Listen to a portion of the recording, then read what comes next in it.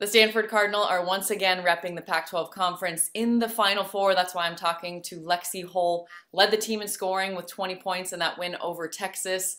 And the most important were those clutch buckets when your team needed them. Lexie, what does it feel like to be in this position again and proving that you guys are one of the elite teams in the country?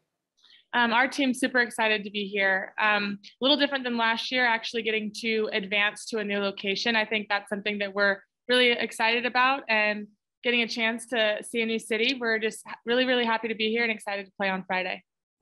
I know that the last round, speaking of locations, you were in Spokane, hometown, and there's no way we couldn't notice. The crowd got a little bit extra amped every time you scored because that's your hometown. What did it feel like? Did it make it feel more special to get that win over Texas in Spokane? For sure. Being in Spokane, when we found out on on the selection show that we were playing, we could have the chance to play in Spokane. We were super excited for that. And getting there, warming up, I remember looking in like basically every section, there was a familiar face. And it was just so special to be able to be there, be home, and just play in front of my friends and family one last time at home. Especially with what last year brought, hardly getting to play in front of anybody. So I'm sure you were grateful for that. I want to talk about your coach, Tara VanDerveer, and just the celebration afterward, because she did the electric slide. She's done TikTok dances with Haley Jones, like all of those things. Her ability to like adapt to new generations and like relate to all of you guys while also being a historic coach, a total legend. What do you love most about being coached by her, and any good Tara stories?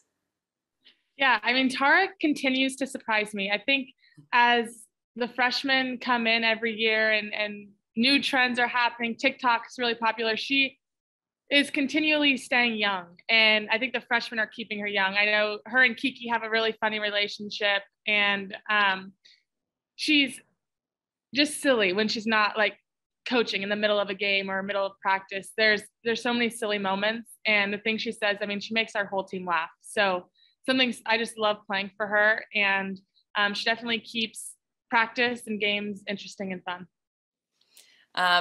In terms of your game, it's so clear, especially in that Texas game, the back cuts and your ability to kind of go off instinct and your explosiveness, because they were so far out in lanes, suffocating defense, trying to make things tough.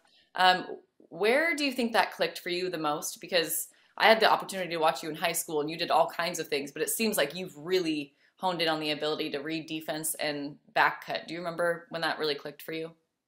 I wouldn't say there was like a time that it kind of clicked, but I think it's just really special to play with teammates that can find those cuts, because I think making those cuts over and over again, I don't know if I'd continue to put out that much effort if I wasn't getting the ball every once in a while. And so it's having teammates like Lacey and Haley and Fran, even just everyone who can find me on those cuts makes that all worth it.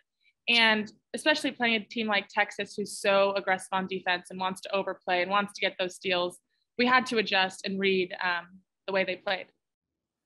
And that relationship with your sister, you guys have such good chemistry, always have.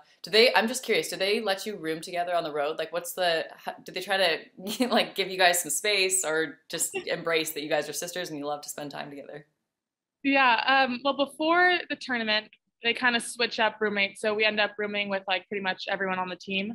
And then when we get to postseason, we send in a list of people we'd want to room with. And so I've roomed with Lacey the last 2 trips. So yeah, we love rooming together. And Tara lets us room together in the end when it really matters. It's worked out well. You guys are doing well. What's your favorite way to score? Would you rather hit a 3? You were hitting some 3s in Spokane, or like you said, when a teammate hits you on a back cut like that, such a smooth, good feeling. What's your favorite way to score? I would say on those like back cuts, on the plays where it takes the whole team to kind of make it happen, whether that's someone screening, someone hitting me on a back door pass. I think when the whole team's involved, it makes it that much more fun because we have everyone celebrating even that much more. Does that make you feel more confident as the deeper you go into the tournament? Just because there are games where shots don't fall, like outside shots don't fall, jumpers don't fall. The fact that you guys have that, just that kind of beautiful basketball in your back pocket that you can always like reach back and grab and play that style, does it give you more confidence? Yeah, I think for sure there will be games, and there has been games where our three's not hitting or our pull-ups aren't hitting or something. But I think having a wide range of ways to score, whether that's hitting Cam on the block or making backdoor plays, I think we have a lot of versatility, and that's going to be really helpful moving on in this tournament. Offensively, your speed, defensively, I mean, your defense has been recognized throughout the Pac-12 and throughout the country. Your speed, though, when did you kind of realize that you might be a little bit more explosive? Because I know you ran track in high school, all that stuff, but you just got an extra explosiveness. Was there something that really helped you with that, or a moment where it kind of just expedited for you? I think something that I've continually working on, but something that the coaches has emphasized, is change of speed. And that really makes those bursts and those moments that seem faster have a bigger impact. Because like as a freshman, I came in and kind of just, I think, ran all over the place, tried to go as fast as I could, just because that was kind of my game in high school. And then now as a senior, trying to change my speed, not go the same tempo the whole time, and then hopefully that will catch defenses and offenses off guard.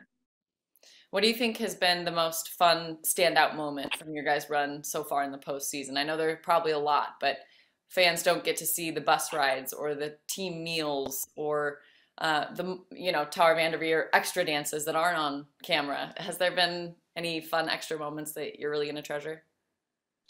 I think it's just every extra time we have after meals, playing games, playing board games, watching TV shows, watching movies together. I mean, there's so many moments outside of basketball that we spend together that I think those memories I'm going to miss the most, because that's like, once basketball's done for good in however many years, those are the memories that I'm going to remember.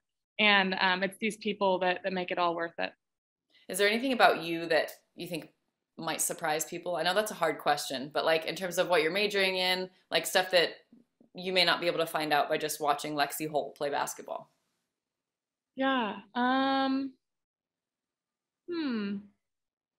think I really enjoy, like, I won't say I love school, but I do enjoy school, and I've enjoyed my time at Stanford because there's been so many cool classes about starting companies, building companies, leading companies that really interest me. And I think later in my life, that's something that I would like to dive into. But yeah, you wouldn't see that watching me play, and probably won't see that until I'm done playing, but something that I'm definitely interested in.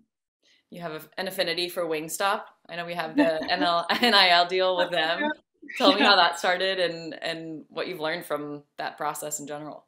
Yeah, so they reached out to me on Instagram, just on DM, and said that they were having this Women on the Wings program with some wing players in the country, and were interested in if I wanted to do it. And I was more than happy. I love Wingstop. I love wings and fries and corn. And yeah, so I partnered with them, and it's been great because they've really become, I mean, I've seen it on a lot of the other great players in the country, just Wingstop and other companies are highlighting female athletes where they haven't been able to before. So I'm super proud to be part of a company that's putting effort into that space. What is your just general opinion on how name, image, likeness has affected college basketball, college sports? And you were talking about it, the business side of it, because that seems to be a positive that you get to learn a little bit more about that. But it's also, I talked to Cameron Brink, and she said it adds a little bit more stress because it's one more thing to think about. Yeah, I mean, I like the opportunity that it gives athletes. And definitely we have a platform right now as college athletes. And I think it's a really great resource for businesses to reach audiences where they haven't been able to before. But as I would agree, like, it adds an extra level of something, it adds something else you have to think about. And I think, I think it's great. I also kind of miss just not having that, to be honest. I think it definitely there's a group of athletes, and I would include myself in that group, who get a lot of the attention and a lot of those deals. And then there's the rest of the teams and the rest of the players who don't see it as much. So I think it creates a little bit of a divide. I think our team does a really good job about just not really talking about it or not making it a conversation. But I hope that later on NIL doesn't impact people's decisions on where to go to school or teams they want to play on, because I could see that as a potential downside. That's really interesting to get your perspective on it. Back to some of the basketball stuff. With just your teammates in general, who's the goofiest? I know Fran seems to always be like energy on the sidelines and giving body bumps, and obviously she can throw down, and you did that against Montana State, I believe. Who's one of the goofballs on your team? I would say my sister's a goofball. She's pretty silly, and definitely makes our team laugh. Yeah, I would say her. I think everyone is funny in their own ways, and I think that's something super special about our team because we have a really good time together. And this is your chance to, not throw her under the bus, but any specific examples of her being funny?